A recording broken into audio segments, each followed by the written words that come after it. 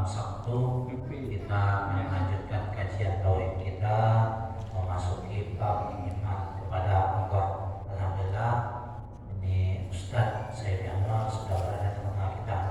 Untuk memulai majelis ini, mari kita sama-sama melafazkan basmalah. Bismillahirrahmanirrahim. Selanjutnya kepada Ustaz kami yang bersilakan.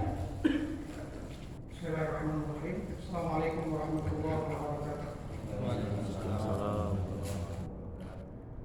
Alhamdulillahilladzi arsala rasulahu bil huda wa dinil haqq yuzhirahu 'ala dini kullihi wa kafa billahi shahidan wa kafa billahi nasira.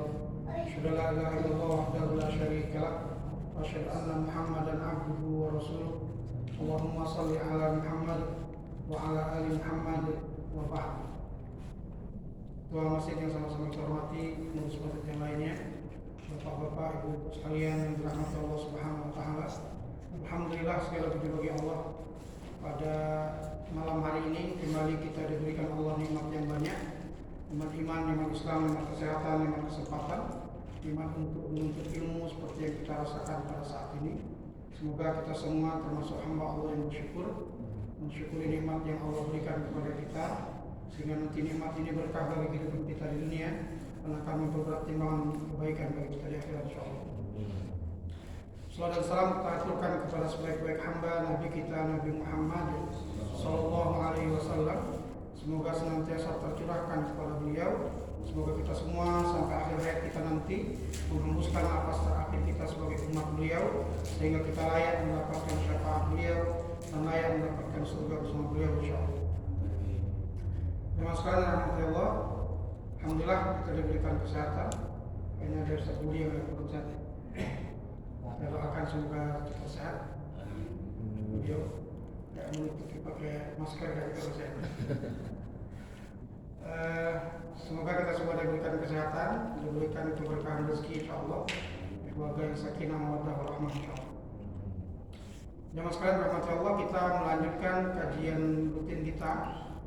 Sekarang 2 pekan yang lalu kita sudah masuk kepada pola komunikasi kita dengan Allah. Kita sudah beriman bahwa Allah itu ada. Kita juga beriman bahwa Allah itu Esa, satu, Tauhid. Dan kita tahu betul bahwa lawan dari Tauhid itu adalah syirik dengan berbagai macam bentuknya. Lalu kita meyakini bahwa Allah itu sempurna, maha segalanya, dan Allah itu tidak punya kekurangan, tidak pernah lupa, tidak pernah lelah, dan seterusnya. Nah, kemudian setelah kita mengetahui semuanya ini, lalu bagaimana kita berhubungan dengan Allah? Kita berhubungan dengan Allah dengan satu metode yang Allah syariatkan, namanya ibadah. Ini sudah kita bahas 2 pekan yang lalu apa itu ibadah. Saya review saja biar nyambung ke pembahasan berikutnya. Ibadah itu secara bahasa adalah menghinakan diri, sehingga kita tidak boleh sembarangan beribadah karena kita sudah dimuliakan oleh Allah. Allah tegaskan walaqad karramna bani Adam. Kami telah memuliakan anak-anak Adam. Maka tidak boleh kita menghinakan diri kita sembarangan. Maka pada dasarnya ibadah nggak boleh sembarangan. Kenapa? Ya karena kita sudah mulia, tidak boleh dihinakan. Kita boleh menghinakan diri kita hanya kepada Allah Subhanahu wa taala, tidak kepada yang lainnya. Kepada siapapun, kepada atasan dan lain sebagainya nggak boleh. Kita hanya menghinakan diri kita kepada Allah Subhanahu wa taala.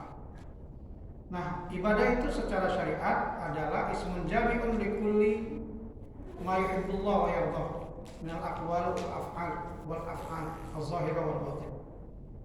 Yang sebenarnya ibadah itu adalah nama bagi seluruh perbuatan dan perkataan yang Allah sukai dan Allah ridhoi.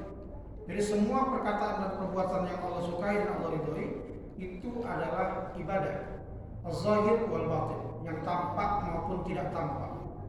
Jadi yang tampak maupun tidak tampak dari perkataan dan perbuatan kita, asal Allah suka dengan apa yang kita lakukan dan kita katakan itu, maka itu ibadah. Jadi tidak terbatas, ya, tidak terbatas. Pokoknya apa yang kita katakan, apa yang kita lakukan, kalau itu Allah ridho, berarti dia ibadah. Kalau Allah suka dengan itu, berarti dia ibadah. Nah, ini yang dimaksud dengan ibadah. Kemudian ibadah itu yang pertama sudah kita jelaskan juga, ibadah itu adalah ibtila ilahi lil mukallaf. Ibadah itu ujian bagi mukallaf, bagi kita. Jadi memang Allah menguji kita. Mau nggak ibadah itu? Allah ciptakan kita, lalu Allah uji kita dengan satu kewajiban, yaitu beribadah kepada Allah. Mau atau enggak? Ini yang pertama. Yang kedua, ibadah itu matlubullah minal mukallafin. Ibadah itu permintaan Allah kepada mukallaf. Jadi kepada kita. Jadi selain dia adalah ujian, Allah memang minta kepada kita untuk beribadah kepada Dia. Allah yang minta kepada kita untuk beribadah kepada Dia. Az-Zariyat ayat 57 yang kemarin kita sudah bahas. Allah katakan, "Wa ma khalaqtul jinna wal insa illa liya'budun." Aku tidak menciptakan jin dan manusia kecuali untuk menyembah kepadaku. Allah tegaskan lagi pada ayat berikutnya, "Ma uridu minhum min rizqin wa ma uridu ayyut'imun." Kata Allah, aku tidak ingin dari manusia itu, tidak menginginkan dari manusia itu rezeki, dan juga tidak menginginkan dari manusia itu diberi makan. Enggak, kata Allah. Aku enggak butuh itu. Enggak butuh rezeki dari manusia, enggak butuh diberi makan dari manusia. Aku hanya ingin manusia itu beribadah. Jadi itu permintaan Allah khusus kepada manusia dan jin. Kemudian al-ibadatu haqqullah ta'ala ala ibadihi. Selain bahwa ibadah itu ujian, ibadah itu permintaan Allah, yang ketiga, ibadah itu hak Allah. Memang Allah yang berhak untuk diibadahi. Tidak ada yang lain yang berhak diibadahi kecuali Allah.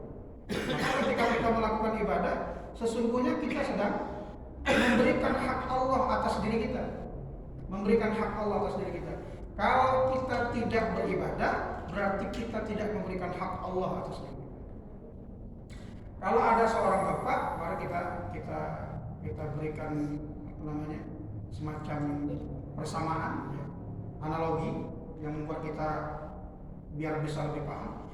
Kalau ada seorang bapak yang menelantarkan anaknya, tidak memberikan nafkah kepada anaknya, membiarkan anaknya terlunta-lunta padahal dia mampu, atau seorang suami membiarkan istrinya, tidak memelihara istrinya, tidak memberikan nafkah kepada istrinya, pasti ini di tengah masyarakat akan dicemooh dan dikatakan hina dan tidak memberikan hak kepada yang berhak. Maka kalau kita sebagai seorang hamba ini tidak memberikan hak Allah, kita lebih hina daripada posisi bapak itu, posisi orang itu, karena kita tidak memberikan hak Allah. Karena hak Allah itu untuk kita ibadahi. Maka seharusnya ibadah itu bagian dari kesatuan dalam hidup kita. Inilah pekerjaan utama kita, beribadah kepada Allah SWT. Nah, itulah kira-kira yang sudah kita bahas Bapak Ibu sekalian 2 pekan yang lalu.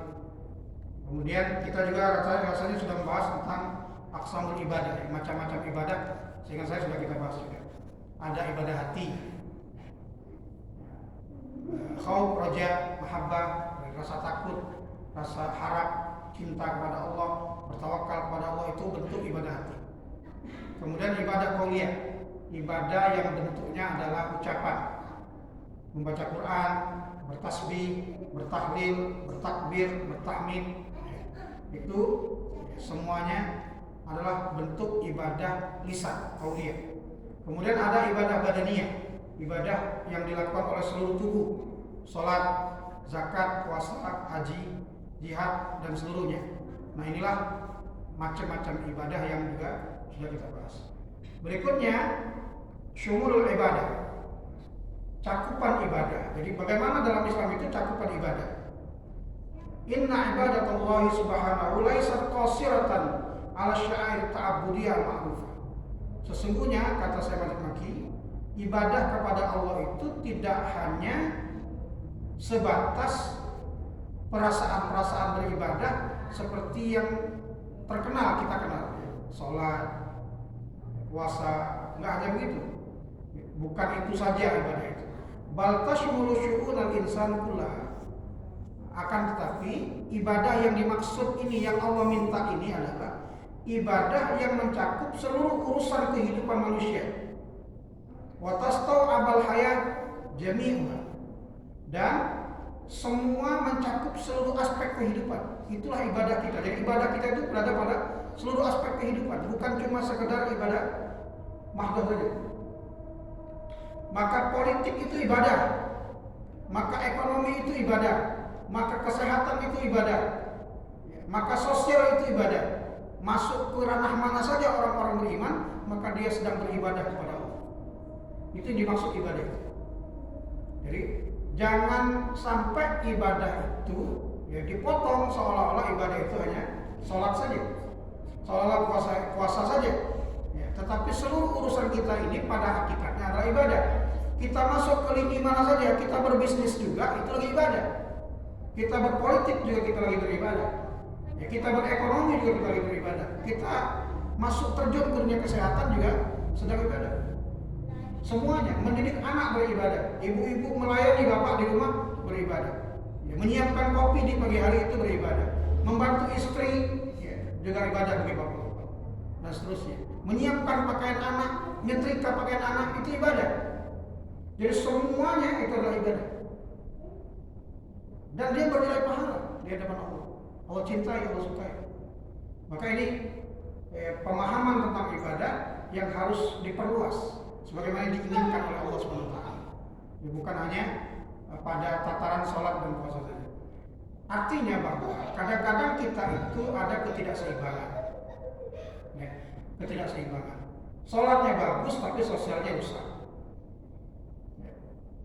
Sholatnya bagus tapi sosialnya rusak. Puasanya rajin, ya, tapi tidak peduli dengan kaum muslimin. Padahal puasa itu mengasah kepedulian. Bentuk kepedulian itu banyak nanti. Jadi antaranya peduli, ya.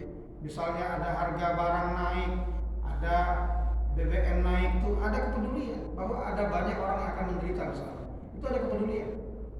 Jadi mungkin saja dia masuk dunia politik gara-gara itu. Kenapa? Ada kepedulian. Jadi itu bagi dia adalah ibadah. Seburuk apapun citra salah satu di antara salah satu di antara bagian dari kehidupan ini, misalnya politik tuh citranya buruk, bisnis juga kadang citranya buruk, ya nggak apa-apa. Memang citranya buruk, tapi bagi kaum muslimin itu ladang ibadah semua. Bagi kaum muslimin itu ladang ibadah semua. Harus masuk ke situ untuk beribadah. Ya, ke ekonomi masuklah ke ekonomi. Para pebisnis yang mempunyai kemampuan berbisnis di antara kaum muslimin, seriusilah di bisnis. Ya, karena sebaik-baik harta itu ada di tangan laki-laki soleh. Ni'mal mal al-mal fi yadi rajul salih. Sebaik-baik harta itu adalah harta di tangan laki-laki soleh. Silakan berbisnis, tidak ada problem. Bukan berarti ketika dia beriman dia harus masjid terus, enggak. Karena itulah ibadahnya para pebisnis. Seharusnya. Ya, orang yang punya kemampuan di politik masuklah ke politik. Ambil kebijakan-kebijakan yang membuat kaum muslimin ini nyaman, rakyat ini tertolong. Silakan, itu ibadahnya. Jadi tidak boleh alergi dengan salah satu aspek dalam kehidupan ini, karena memang semuanya ibadah bagi kaum muslim. Yang punya kemampuan di kesehatan, serius di kesehatan itu. Masuklah di kesehatan. Jadi dokter, serius jadi dokternya. Jadi dokter yang benar, jadi dokter yang memang spesialisasi di situ. Sehingga nanti tidak perlu lagi misalnya ada ibu-ibu harus periksa kandungan kepada dokter pria, misal. Hukumnya boleh nggak? Boleh sebenarnya.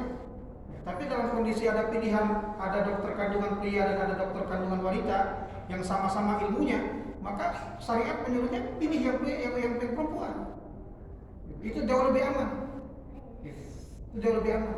Nah, jadi jangan sampai nanti seolah-olah berprofesi sebagai dokter ya bukan ibadah, berprofesi sebagai engineer juga bukan ibadah, karyawan bahkan tidak dianggap ibadah, sehingga kemudian ya, orang memutus makna ibadah itu sebatas mahdoh saja, dan itu bermasalah. Bertahun-tahun dari dulu terbukti bermasalah. Kalau umat Islam itu cuma menganggap sholat saja ibadah, akhirnya bermasalah pada seluruh lini kehidupannya. Dia rajin sholatnya, tapi itu korupsi. Dia rajin sholatnya, tapi juga tidak jujur berdagangnya. Tidak jujur berdagangnya. Dan itu tidak ada pada kehidupan salafus salih. Salafus salih itu berpolitik, salafus salih itu berekonomi, salafus salih itu masuk ke dunia ke dunia kesehatan, masuk ke dunia sosial, tapi mereka tidak kurang kesolihannya. Mereka justru menjadi contoh di setiap lini dan setiap bidangnya. Nah seharusnya begitu. Ya, seharusnya begitu. Ibadah ini nggak boleh diputus pada makna hanya sekedar sholat dan puasa saja. Nah ini yang dimaksud dengan ibadah. Maka disebutkan di sini oleh Syekh Maki, fal ibadah tashmulul akhlaq wal adab wal adat wal nuzum wal qawanin. Maka ibadah itu mencakup di dalamnya akhlak. Akhlak kita itu kita beribadah. Kita berakhlak baik dengan tetangga itu ibadah kita. Yang salah. Kita memberi orang makan itu ibadah kita. Kita berlaku baik dengan tetangga, berlaku baik dengan adik-beradik kita, itu ibadah bagi kita. Wal adab, etika kita itu juga ibadah. Wal adat, bahkan adat-adat kebiasaan itu juga ibadah dalam Islam. Selanjutnya, ada adat dan kebiasaan yang tidak bertentangan dengan Al-Quran dan Sunnah, lakukanlah, itu ibadah bagi kita. Tapi kalau dia bertentangan Al-Quran dan Sunnah, barulah dia dihilangkan. Ya, adat apa misalnya? Dulu tuh di zaman Rasul itu, zaman jahiliyah itu ada namanya hilful fudul. Hilful fudul itu orang bersumpah untuk membantu orang yang zolimi. Jadi kalau di Mekah itu ada orang yang dizolimi, ya, maka orang itu akan naik ke atas bukit, dia akan berteriak bahwa dia dizolimi. Maka nanti akan ada yang menjaminnya, ada hilful fudul di situ. Orang yang dizolimi ini akan dibantu karena dia nggak ada keluarga di Mekah. Maka dibantu oleh orang Mekah. Nah itu dipertahankan di zaman Nabi, nggak dihilangkan. Kenapa nggak dihilangkan? Baik ini tidak ada pertentangan dengan Al-Quran dan Sunnah.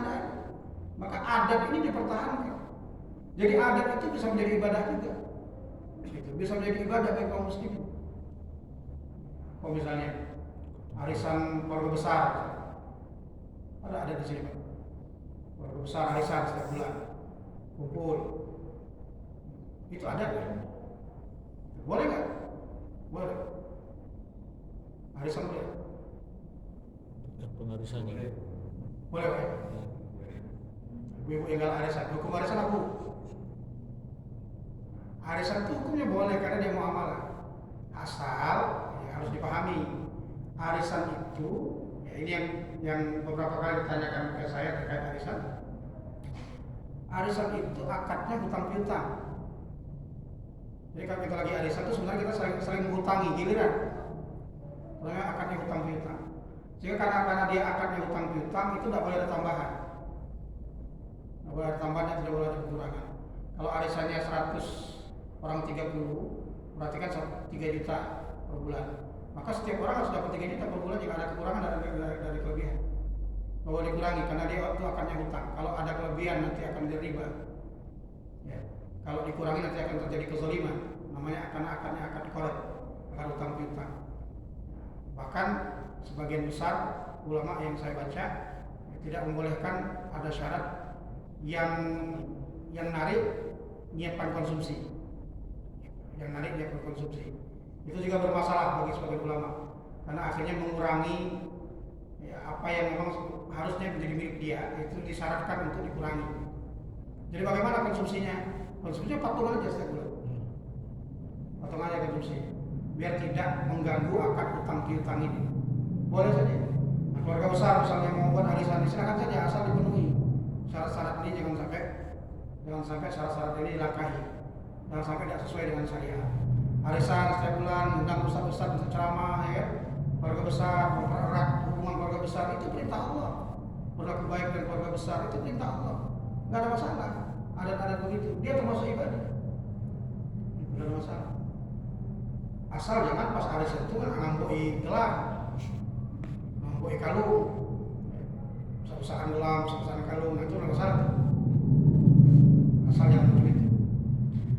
Jadi fahiyya syamilatun likulli tasarrufatil mu'min idza akhlasa niyyah wa taba bi amalihi wa Allah ta'ala. Maka ibadah itu mencakup seluruh perilaku orang beriman, seluruh perbuatan perkataan orang beriman. Itulah ibadah asal dia ikhlas karena diniatkan untuk mencari keridhaan Allah. Apapun yang dilakukan, apapun yang dilakukan, asal tidak melanggar larangan dan perintah Allah, semuanya itu ibadah. Nah inilah makna ibadah, Bapak Ibu sekalian. ini memang harus dikembalikan kepada kaum muslimin. Ya, karena sudah lama sekali kaum muslimin terbelenggu bahwa yang dimaksud ibadah itu hanya sholat dan puasa saja. Terbelenggunya kaum muslimin ini membuat kaum muslimin kemudian memandang ya, bahwa melakukan aktivitas-aktivitas di luar itu seolah-olah tidak ada kaitannya dengan pahala dan dosa. Padahal semuanya terkait dengan pahala dan dosa, semuanya terkait dengan akhiratnya.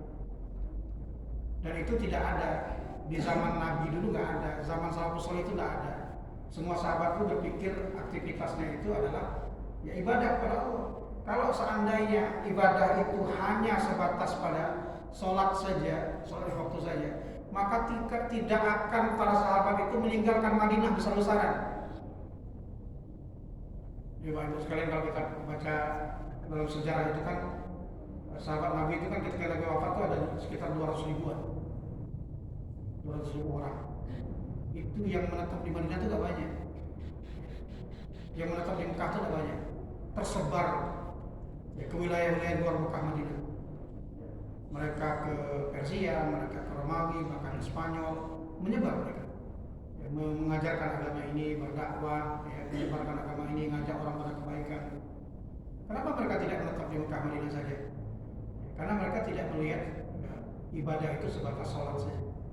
Kalau mereka melihat ibadah sebagai sholat saja, mereka tidak akan meninggalkan Mekah dan Madinah. Kenapa?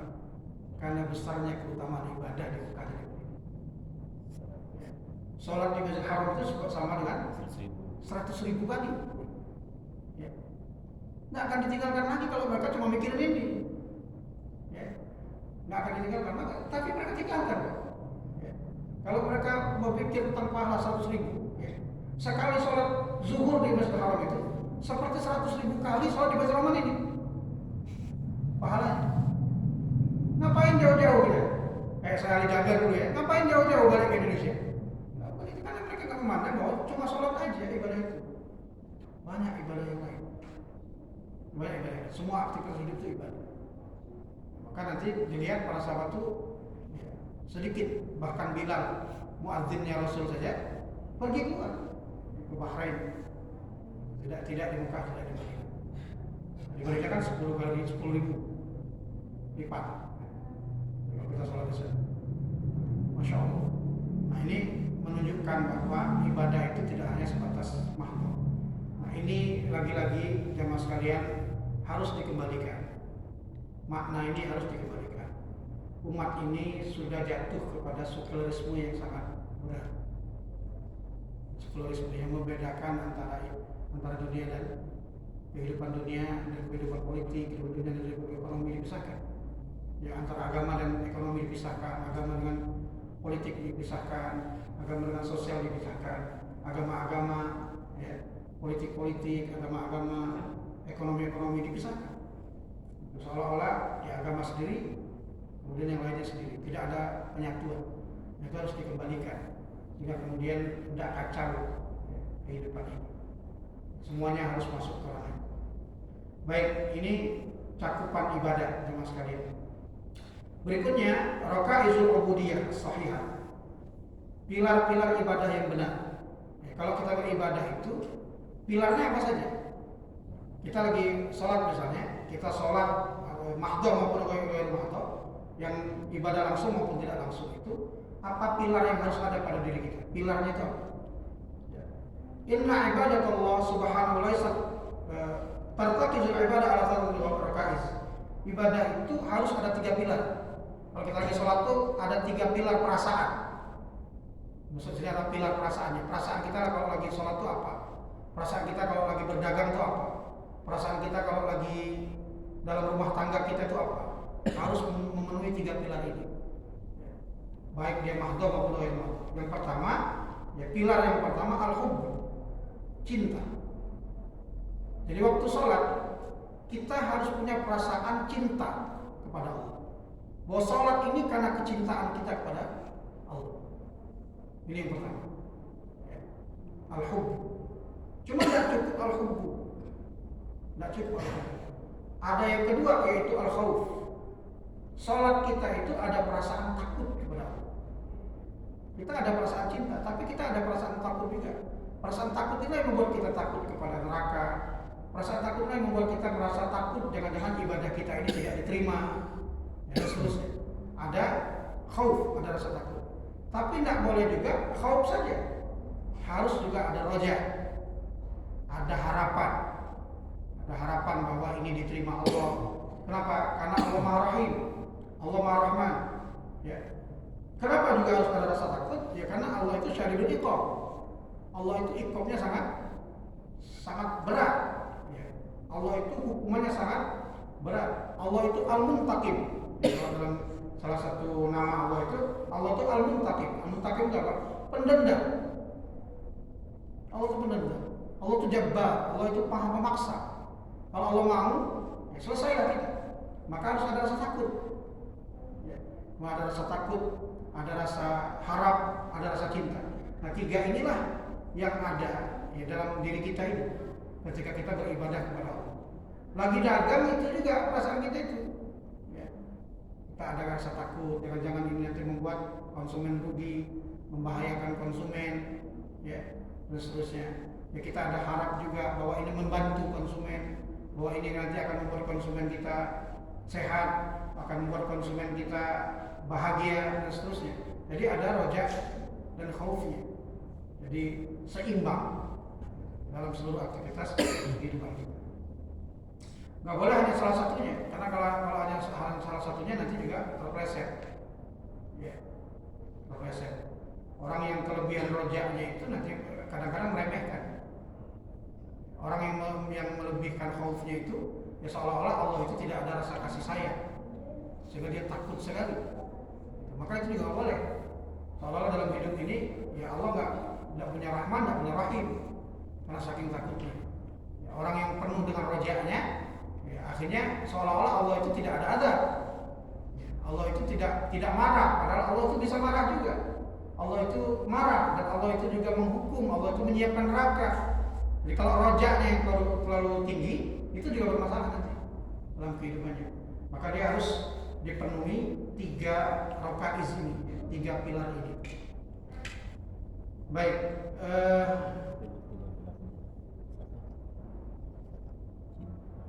dalam surah Al-Anbiya ayat 90 ya, Allah mengatakan innahum kanu yusari'una fil khairat. Sesungguhnya mereka itu, kata Allah, bersegera untuk melakukan kebaikan, wa yad'unana raghaban wa rahaba, dan mereka itu Allah menggambarkan ya, orang-orang khusyuk ini ya, Allah menggambarkan wa yad'unana raghaban wa rahaba, mereka itu kalau meminta kepada kami, berdoa kepada kami itu dengan rasa harap dan rasa takut ya, ada rasa harapnya, ada rasa takutnya, wa kanu lana khashi'in, dan mereka itu beribadah dengan khusyuk kepada kami, ada rasa takut dan ada rasa harap. Berdoa kepada Allah itu ada harapan diterima dan ada rasa takut tidak diterima. Untuk beribadah juga begitu semuanya. Sehingga kita tidak begitu bangga dengan ibadah kita yang banyak. Dan juga tidak berputus asa dengan ibadah kita seolah-olah tidak diterima oleh Allah terus. Itu harus ada diseimbangkan dalam kehidupan kita juga. Sehingga hidup kita itu nyaman, berada pada 3 rakaat itu. Ibadah kita nyaman, ya. Hidup kita nyaman karena ada 3 rakaat itu, 3 pilar itu. Kalau tidak seimbang, ya tadi akan berbahaya. Maka dalam sebuah hadis Allah itu suka kalau seorang hamba itu menunjukkan keutamaan atau rezeki yang Allah berikan kepadanya. Makanya sebagian ulama ada yang suka berpakaian bagus. Untuk apa? Untuk menunjukkan bahwa Allah sudah kasih rezeki dengan dia, sehingga dia tampakkan. Karena Allah suka kalau hambanya itu menampakkan itu. Ada yang begitu. Ada juga yang berpakaian buruk karena khawatir, ada rasa khauf di hatinya. Ya, jangan-jangan ya, ini akan menambahkan kesombongan dan lain sebagainya. Ya, akhirnya hidup di antara itu. Memang di antara rojak dan khauf itu. Maka kalau dalam sejarah juga ada ulama yang paling banyak kalau lagi ceramah itu lebih banyak senyum, banyak tertawanya. Dia ingin menampakkan bahwa Allah itu Rahman dan Rahim, sehingga ya hidup itu jangan tak susah terus. Ya ketawa, ya sekali senyum. Ada juga yang tidak pernah ketawa, tidak pernah senyum. Kalau ngisi kajian dia menangis, dia menunjukkan khaufnya yang tinggi. Seterusnya. Jadi ini juga penting. Makanya kata seorang ulama itu harus dua. Ya, sebaiknya para ulama itu menampakkan dua hal. Pertama, dia menampakkan gembira pada saat memang kita perlu bergembira. Yang kedua, dia menampakkan kesedihan pada saat dimana memang butuh menampakkan kesedihan. Karena memang khauf dan roja itu harus seimbang. Ya. Misalnya begini, Idul Fitri, Idul Adha itu syariatnya itu berbahagia. Syariatnya itu berbahagia. Karena memang syariatnya itu adalah hari raya, sehingga dia syariatnya berbahagia. Jadi sebenarnya kalau Idul Fitri jangan nangis. Ada nggak yang nangis? Ada. Kenapa nangis? Menjelang Idul Fitri nangis karena berpisah dari Ramadan. Tapi jangan berlarut-larut. Sampai Idul Fitrinya tampakkanlah kebahagiaan karena itu syariatnya. Jangan sepanjang Idul Fitri buruk, senyum bidah, yang dimakan bidah. Ini bertentangan dengan syariat. Bertentangan dengan syariat.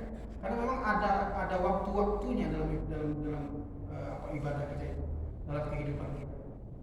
Ada syariat yang buat kita harus menangis. Ya.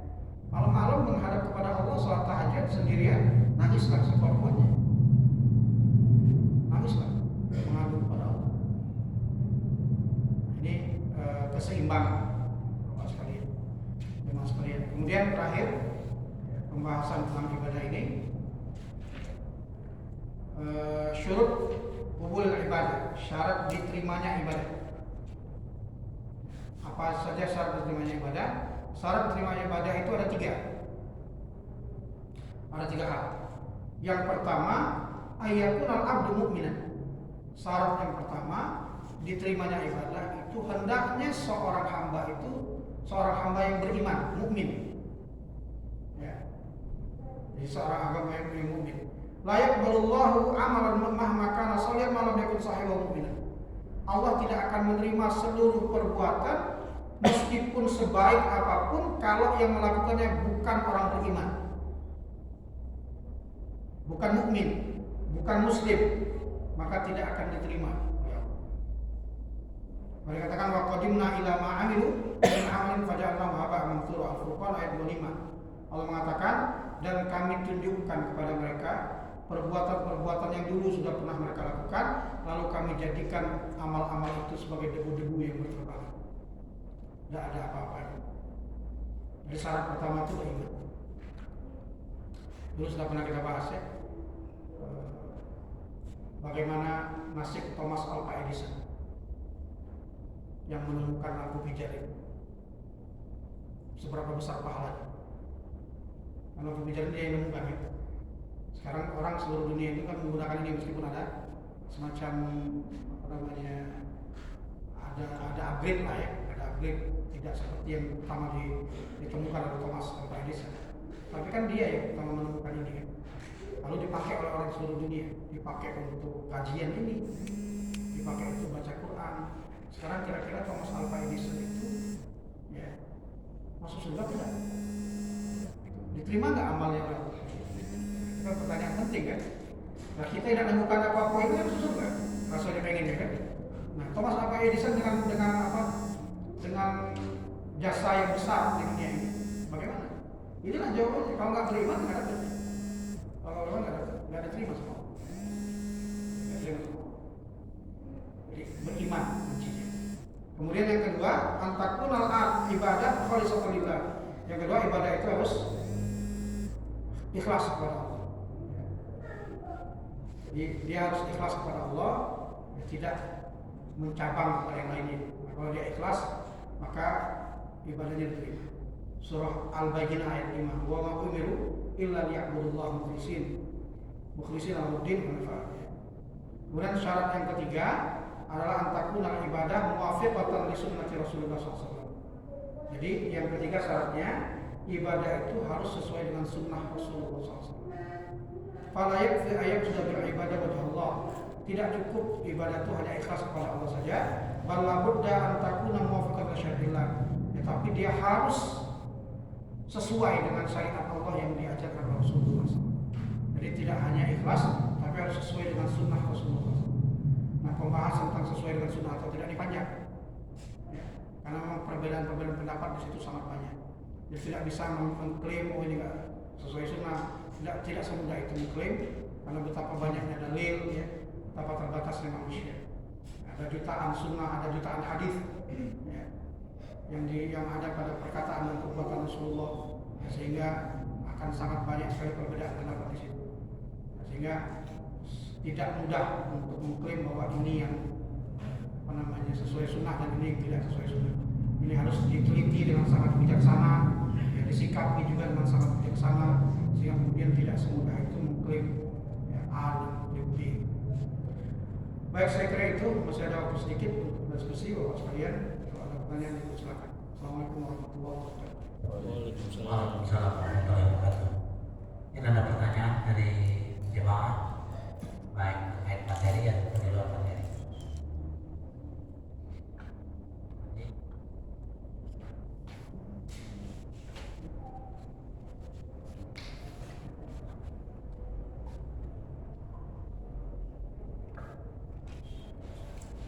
Assalamualaikum warahmatullahi wabarakatuh. Ini mau bertanya Ustaz, tentang ibadah yang kita lakukan kepada Allah. Di sini kita banyak menambahkan diri dan ikhlas harus sunnah. Bagaimana kita caranya supaya hati kita dalam hidup sehari-hari kita mengikuti Rasul itu dari tidur sampai bangun tidur itu kan pikirannya ibadah, istilahnya kebaikan Al-Quran berjalan. Bagaimana hati kita supaya bisa dituntun apa yang harus kita lakukan dalam pikiran kita untuk bawakan ke diri kita saat itu saja. Assalamualaikum warahmatullahi wabarakatuh. Baik, bismillahirrahmanirrahim. Bagaimana kita agar sepanjang hari kita itu merasa ibadah, sebagaimana para sahabat, para Rasulullah, para sahabat dan para tabi'in. Jadi kunci yang pertama itu bahwa saya selalu mengatakan kaum muslimin itu sejak awal itu Rasulullah, Allah dan Rasulnya itu menyelesaikan dulu pola pikir, cara pandang. Jadi dibersihkan dulu, ya, sistem keyakinannya, dibenerin dulu sistem keyakinannya, ya, kemudian diajarkan sistem keyakinan yang benar, sampai sistem keyakinan yang benar itulah yang membuat mereka merasa bahwa dimanapun mereka berada, mereka dalam pengawasan Allah. Itu diselesaikan dulu. Artinya mereka tidak pernah sama sekali berpikir bahwa mereka itu betul-betul sendirian. Selalu mereka merasa ada yang kedua di situ kalau mereka sendirian, yaitu Allah. Maka muncullah perasaan yang disebut dengan muraqabatullah, merasa diawasi. Nah, ketika perasaan itu sudah muncul, ya, dari keyakinan yang benar, dari cara pandang yang benar, perasaan itu muncul. Nah, perasaan itulah nanti yang akan mendrive kita. Perasaan itu yang membuat mendrive kita. Jadi ilmu dan perasaan itu yang mendrive kita bahwa, ya, kita ini, ya, sedang beribadah kepada Allah. Lalu setelah itu selesai, ya, pola pikir itu selesai, barulah kemudian, ya, peran ilmu di situ. Maka dua hal yang penting harus dilakukan. Yang pertama adalah menyelesaikan pola pikir ini. Penyelesaiannya bagaimana? Penyelesaiannya dengan akidah. Nggak ada lain. 13 tahun kaum muslimin di Mekah itu yang diselesaikan Rasulullah masalah inilah. Masalah akidah ini 13 tahun. Nanti kalau ini sudah selesai, semuanya baru terasa mudah. Beban itu apa saja itu akan mudah karena sudah selesai. Pola pikir sudah selesai, keyakinan sudah selesai. Nah, baru kemudian semua beban itu akan terasa mudah. Nah, baru nanti ilmu yang berperan. Ya, ilmu yang berperan seperti yang tadi kita jelaskan, misalnya kita memperluas makna ibadah sebagaimana diinginkan oleh Allah dan Rasulnya. Lalu kita sudah paham bahwa semua aktivitas hidup kita itu adalah ibadah. Nah, dengan keyakinan yang benar, dengan ilmu yang benar bahwa ibadah itu bukan cuma sholat, ya, bukan cuma puasa, itu yang membuat kita kemudian memiliki perasaan itu sepanjang hari. Nanti kita akan tahu bahwa, ya, kita mengucapkan apapun kita melakukan apapun adalah ibadah. Nah, kalau sudah muncul perasaan diawasi Allah, ya, perasaan bahwa semua kehidupan ini ibadah, ya, kemudian punya ilmunya, maka ini yang membuat kita sehari-hari itu tidak pernah merasa bahwa ya, hari-hari kita itu sia-sia, detik demi detik kita itu adalah ibadah. Nah, setelah itu, ya, kalau itu sudah muncul semua, nah barulah ada ibadah-ibadah yang 3 macam tadi itu dibiasakan. Ada ibadah qalbiyah tadi itu dibiasakan. Jadi, kalau kemarin kita mencontohkan misalnya prasangka baik kepada orang lain, pas ada melihat orang tertentu kita langsung berprasangka baik dulu. Itu namanya ibadah qalbi. Kita biasakan ibadah hati kita. Kemudian tidak ada yang keluar dari lisan kita kecuali kebaikan. Itu kan ibadah qauliyah. Meskipun tidak tasbih, tidak tahlil, tidak tahmid, kalimatnya nggak ada yang buruk yang dikeluarkan. Itu ibadah. Kalau bisa tasbih, tahmid dan tahlil bagus. Ya, beribadah, bertasbihlah sebanyak-banyaknya, bertahlillah sebanyak-banyaknya. Tapi di luar itu kebaikan semua yang keluar. Itulah ibadah qauliyah. Kemudian ibadah badaniyah, sholatnya tepat waktu, ya, berusaha untuk wudhu dengan benar dan seterusnya. Nah, ini semua nanti akan menciptakan suasana kehidupan kita itu adalah ibadah kepada Allah, tidak yang lain juga. Jadi memang itu semacam satu kesatuan. Jadi syariat Islam itu dia satu kesatuan sebenarnya. Dia nggak bisa diambil satu persatu saja. Orang kuat di akidahnya, nggak kuat di ibadahnya, nggak kuat di akhlaknya juga bermasalah. Agak sulit ya, kalau begitu. Ada orang kuat di ibadahnya tapi nggak kuat di akidahnya juga akan bermasalah dan seterusnya. Jadi dia satu kesatuan yang tidak bisa dipisahkan. Dimulai dari perbaikan akidah dan pola pikir tadi. Nah, memang ya, ini butuh pembiasaan, ya, sehingga nanti kita ya tidak sadar bahwa detik demi detik kita ini semuanya dinilai oleh ibadah Allah SWT. Ya, sampai kita yakin betul, ya, ketika kita mengucapkan apapun kepada orang lain itu adalah bagian dari ibadah kepada Allah. Keluar kalimat sedikit saja, ya, kita tahu bahwa ini keluar kalimat dari mulut ini bagian dari ibadah. Tidak mungkin keluar yang kotor, tidak mungkin keluar yang buruk. Ya. Hati juga sama, tidak mungkin merasakan buruk karena sudah terbiasa bahwa ini ibadah. Karena memang berat kadang-kadang ya, ibadah-ibadah seperti ini. Jadi itu prosesnya, ya, memang proses ini butuh panjang. Jadi dia bukan barang instan. Mau merasakan hidup kita sepanjang ibadah itu bukan barang instan, tapi adalah proses yang lama yang perlu dipelajari. Sebagaimana sikap-sikap hati itu bukan instan, karena betapa banyaknya racun-racun dalam kehidupan kita. Betapa banyaknya racun-racun ini, dan racun-racun ini yang membuat itu semakin sulit.